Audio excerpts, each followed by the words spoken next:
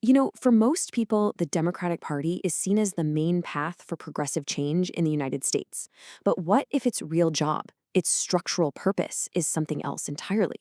In this explainer, we're going to dig into a pretty challenging analysis that questions that very idea. We'll explore the argument that the party isn't just a home for the left, but maybe it's a mechanism designed to contain it. So, to really unpack this idea, we're going to walk through it in 6 parts. We'll start with the big central question about the party's true purpose. Then, we'll look at how its ideology has shifted over time. After that, we dive into the nitty-gritty, the internal mechanics of how it controls its own primaries and manages its base. And finally, we'll zoom out to see how legislative gridlock and the two-party system itself kind of lock the whole thing in. All right, so it really all boils down to this one fundamental question. Is the Democratic Party a vehicle, something built to drive real foundational change forward, or is it actually a barrier, something designed to absorb all the energy for that change and in doing so, protect the way things are? The whole analysis we're about to explore really stems from this one idea. And to even start to get an answer, we have to begin right here. In the US, who actually represents the left? I mean, for most people, the answer is obvious. It's the Democrats, right? But the source material we're looking at here suggests that this simple assumption might be where things get complicated, and that we really need to take a closer look at what that label even means. This really sets up 2 totally different ways to see a political party. Is it a functional opposition, a group genuinely meant to challenge and reshape corporate power? Or is it a form of structural co-optation?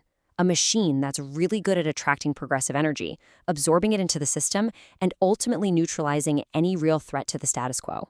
The argument we're exploring today makes the case that, well, that second model fits a lot better than you might think.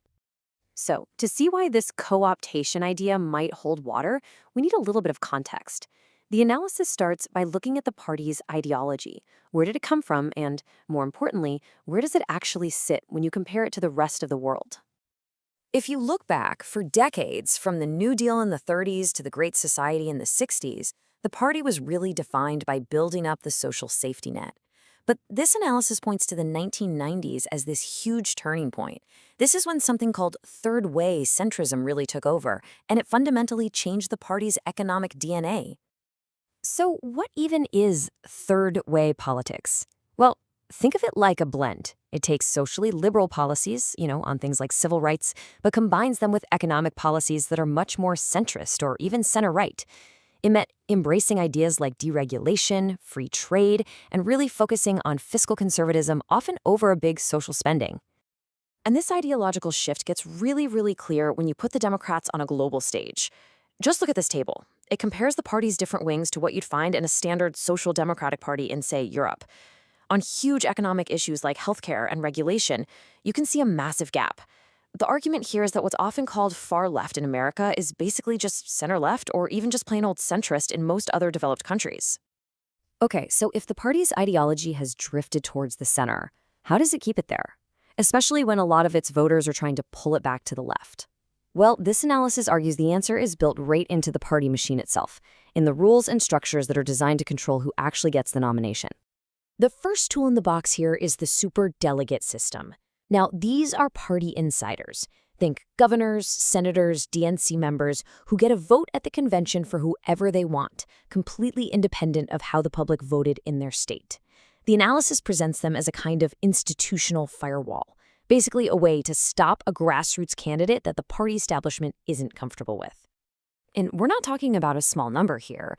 Historically, superdelegates made up around 15% of the total delegate count. But their real power isn't just their final vote. It's their ability to line up and endorse an establishment candidate early on, creating this powerful media narrative that the race is already over before most people have even had a chance to vote. The second tool that's identified is money, and specifically how it's moved around. Using the 2016 primary as a case study, the analysis highlights a pretty complex fundraising agreement. In a nutshell, it let huge checks from single donors get funneled through state parties and land directly with the Democratic National Committee, or DNC. The DNC could then use that money to support its preferred candidate. The argument is this basically handed one candidate control of the party's finances before the race had even really started. All right, so you've got internal rules that help control who wins a primary. But what do you do with the millions of fired up, passionate voters who backed the progressive who lost? This is where the analysis introduces a fascinating concept it calls the sheepdog strategy. So the theory goes something like this. A really charismatic anti-establishment candidate comes along and runs this powerful campaign. They get millions of voters excited, people who are just fed up with the status quo. But according to this analysis, the ultimate purpose of this sheepdog candidate isn't actually to win. It's to capture all that anti-establishment energy and make sure it doesn't leave the party to form something new. The analysis uses Bernie Sanders' campaigns as the main modern example of this. His movement brought tons of new people into politics and proved that you could raise massive amounts of money from small-dollar donors. But the absolute crucial final step in the strategy is the endorsement. When the progressive candidate finally concedes and endorses the moderate winner, it sends a powerful signal to their millions of supporters. It's time to come home, get back in the fold, and unify for the general election. But let's say a progressive agenda does gain a ton of momentum, and Democrats end up controlling the White House and Congress. What happens then? The analysis argues there's yet another layer of containment, the legislative process itself. And this is explained with a concept called the rotating villain. The idea is that a handful of moderate Democrats will take turns being the public face of opposition to a popular progressive bill.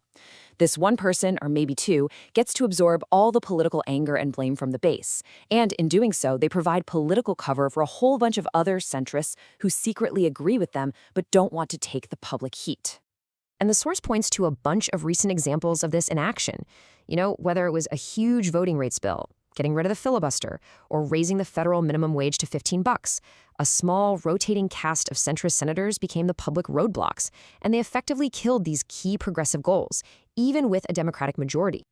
And this is how that opposition gets sold to the public. You can see it in this quote here from Senator Joe Manchin. The argument is never framed as, hey, I disagree with this policy. It's framed as a principled stand for things like bipartisanship and national unity, like they're protecting democracy itself from partisan squabbling.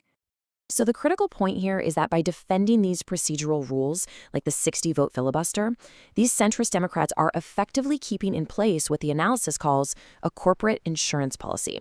It's a kill switch that makes sure no truly transformative law, anything that might seriously threaten powerful corporate interests, can ever actually pass, no matter who's in charge.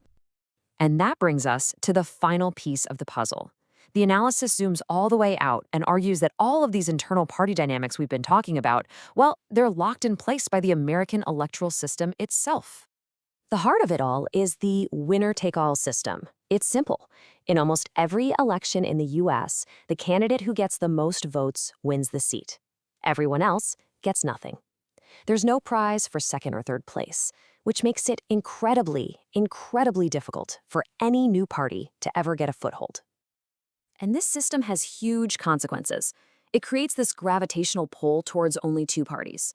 It gives us the wasted vote problem, where voters feel like they can't take a chance on a third party they like because they're afraid it'll just help the major party they really dislike get elected. And all of this is reinforced by this crazy quilt of expensive and restrictive laws that make it a nightmare for any new party to even get on the ballot. And so we're left with this really big, challenging question at the end. If this analysis is on the right track, if the party's real function is to contain change, and the two-party system itself is a kind of cage, then the most important question isn't just about who to vote for. It's about what it would actually take to change the cage itself. And that's a fundamental question about where political power in America truly lies.